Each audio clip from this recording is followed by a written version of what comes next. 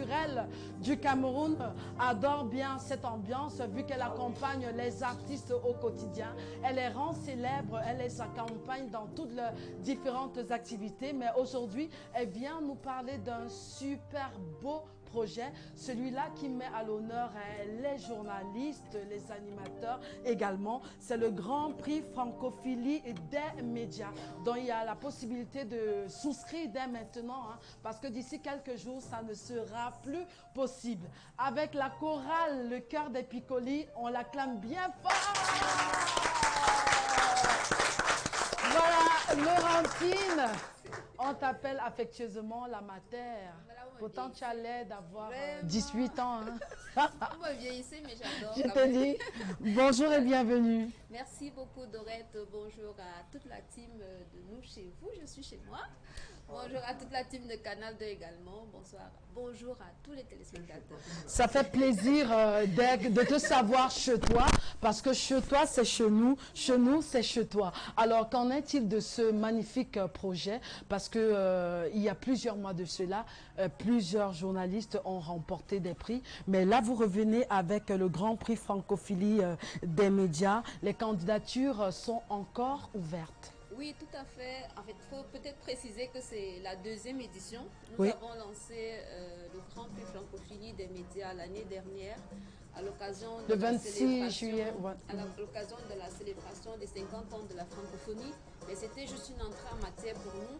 Bon, c'est un événement qu'on voudrait à long terme parce qu'il a plusieurs objectifs.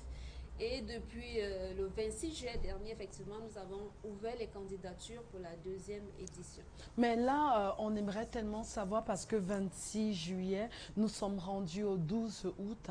Quelle est la tendance? Est-ce qu'il y a beaucoup de souscriptions ou est-ce que vous avez fermé carrément tellement il y a des candidatures? Non, nous n'avons pas encore fermé. En tout cas, les candidats ont jusqu'au 16 août prochain pour envoyer leurs articles. Par rapport aux tendances actuelles, je dois avouer que nous avons beaucoup de questions, en fait, des interrogations qui nous viennent de confrères, de francophiles, de Chine, de Russie, parce qu'il faut que je précise, c'est un prix international. Oui. Donc, ils viennent de Chine, de Côte d'Ivoire, surtout, il y a une grande Oui, il y a une grande équipe là-bas, oui. De Pinto. Voilà. Et qui, à chaque fois, Sénégal, accompagne les voilà, artistes lors des Sénégal, différents événements. Au Tchad, au Burkina Faso, au Gabon aussi, à Haïti. Voilà, Oui. pour les premières tendances que j'ai. Vraiment, il faut que les Camerounais se bougent. Il faut se bouger, pas un peu, mais beaucoup. On regarde ce spot et on poursuit derrière. Et ben voilà, le Grand Prix Francophilie des médias garde toujours les meilleurs. Nous sommes chez le maître sculpteur Edou, qui fera également pour cette année les trophées. Vous voyez, c'est un champion. Voilà ses œuvres.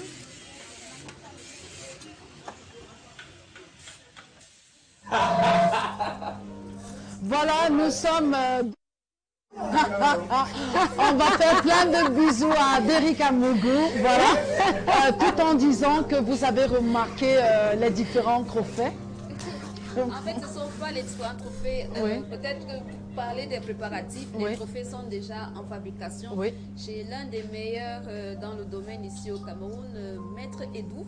Voilà, c'est de ça que je parlais. Qui a remporté plusieurs prix nationaux et internationaux de sculpture. D'accord. Il est très bon, il est très doué. Laurentine, est-ce qu'il n'est pas déjà important, parce que nous sommes à la deuxième édition, Oui. peut-être de revenir sur un bilan de la première édition? Nous aimerions avoir ce qu'il en est aujourd'hui des différents lauréats de la première édition. Qui a remporté le prix l'an dernier? On a eu combien de prix qui étaient disponibles? Et comment s'est fait le suivi juste après, si bien sûr il y en a jusqu'ici? Alors merci, c'est une bonne question qui me permet de répondre à plusieurs autres qui auraient pu venir. Qui viennent derrière. Parce qu'il y a des critères, il y a un jury. Il y a un jury qui est présidé. En fait, l'année dernière, c'est Evelyne Ouonaï Somba qui était présidente du jury. Cette année, c'est M. Aimé Robert Bina. Il est vice-président international de l'Union de la presse francophone. Vous avez également un poste. Que je livre les secrets ici. Oui, Bien suis sûr. secrétaire général adjoint de l'UPF Cameroun. Est-ce qu'on peut acclamer pour ça? Nous sommes fiers de le savoir. Donc, on ne peut pas cacher tes différentes casquettes. Hein. Il y en a tellement. D'accord. Voilà, par rapport au prix de l'année dernière, c'est Elsa Khan du quotidien Le Jour qui a remporté le grand prix. Et dans les catégories, l'année dernière, il y avait juste une catégorie qui concernait uniquement les journalistes. Mais cette année, on a ouvert aussi aux médias. Donc, il y aura le grand prix du média qui valorise le plus la culture. Parce que nous avons commencé notre travail au RJDC par le plaidoyer auprès des patrons de presse pour qu'ils accordent plus d'espace au sujet culturel. Je crois que c'était un volet lésé dans les médias. De 2012 à maintenant, il y a eu beaucoup d'avancées. D'abord, je félicite Canal 2 pour sa progression. Donc, pour cette catégorie-là, ce sont les artistes qui vont voter. Donc, il y aura donc le meilleur prix, voilà, pour le meilleur prix, le premier prix audiovisuel, enfin audiovisuel TV, radio, presse écrite et presse digitale. Donc là, pour ce qui concerne le média qui se sera démarqué pendant l'année, ce sera les artistes qui vont voter. Les artistes et une partie, en fait, un jury qui est composé aussi des artistes.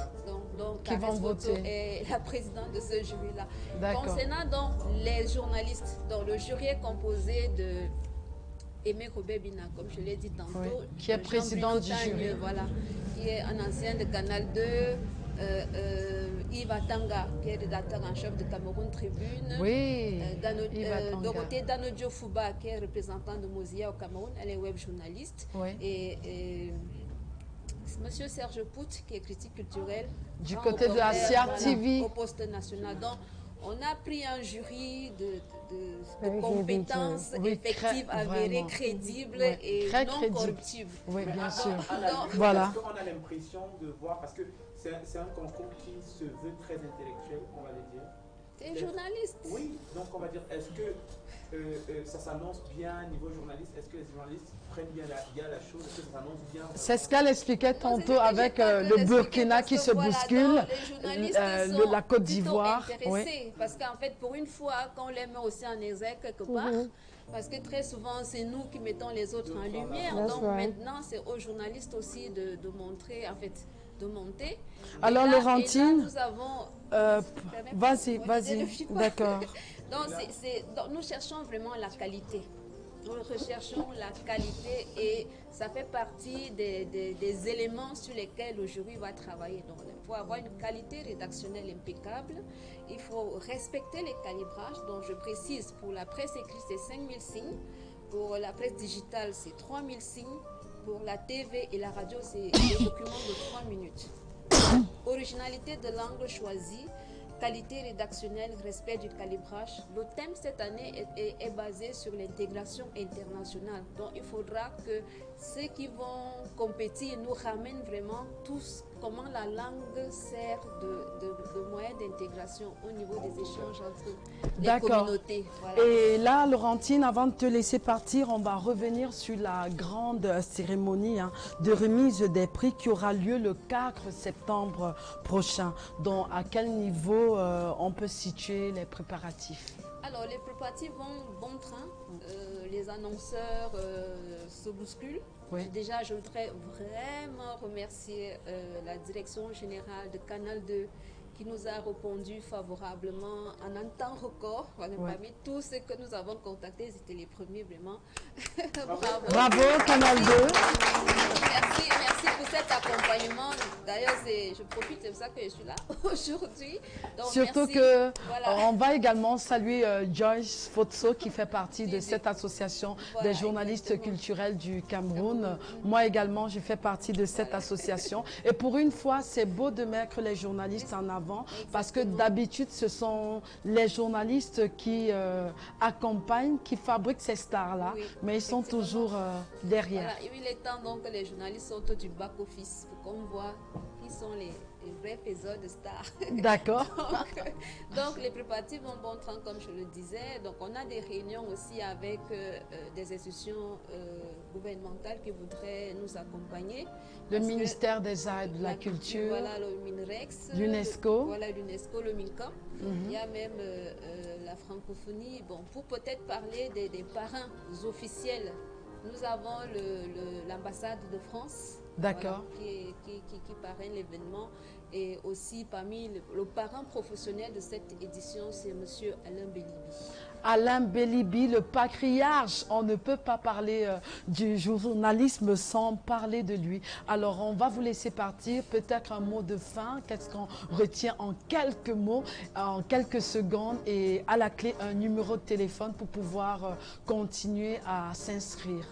Oui, juste pour rappeler à tous les compétiteurs du monde entier que les candidatures sont ouvertes jusqu'au 16 août prochain à 17h, heure de Yaoundé. Et aussi inviter tous les journalistes de Canal 2 à participer. Voilà, donc, et nous restons ouverts pour toute sollicitation, pour toute contribution. Donc, vous pouvez nous joindre au 6 98 6 98 94 94 94 72. Voilà, merci beaucoup. Allez et souscrivez, c'est ouvert. Allez également sur la page Facebook des journalistes culturels du Cameroun, et qui sait, c'est certainement